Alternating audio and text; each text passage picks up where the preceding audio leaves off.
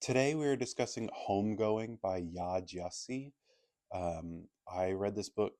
It was the second book I read for Black History Month, and I just wanted to say it came highly recommended to me by many people in my life, and everyone in my life who has read it has rated it 5 stars, and I'm going to continue that today. This was my second 5-star read of the year. This book was incredibly emotional for me.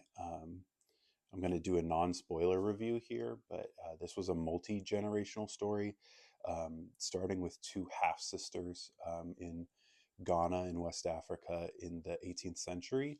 And the story mainly focuses on their lineages as they get separated. Um, so one sister essentially is enslaved, kidnapped, and taken to the U.S., and the other sister is not enslaved and stays in Ghana. And we follow their lineages. So I just wanted to say that I really enjoyed the parallel structures of the story, um, trading off chapters between each descendant from each half sister. And the structure really struck a chord with me, being a biracial Filipino and white man.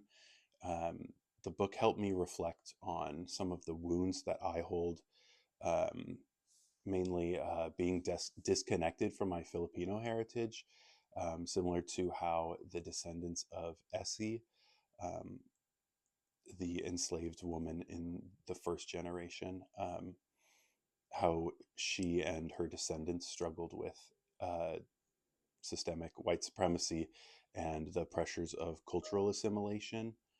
Um, that really struck a chord with me. These pressures of cultural assimilation also affected my grandparents and my father, and still affect me. They really were the cause of my grandparents encouraging my father to shy away from his Filipino heritage and culture, rather than to embrace it. And I'm feeling the effects of that now. Um, and it's something I'm still learning from. And this book really struck a chord with me, um, through those parallels in my own life. I would recommend this book to most everyone. I don't know that I can think of a person who this book who would not be able to connect with this book or the characters in this book, or who would not at least learn or could gain something by reading this book. Um, yeah, as a third generation Filipino American, I definitely connected with the later generations of Essie's descendants, and the end of this book hit me quite hard, and that's why I needed a couple days to sit with it. But yeah, 5 stars, recommend it to pretty much everyone. This book was fantastic.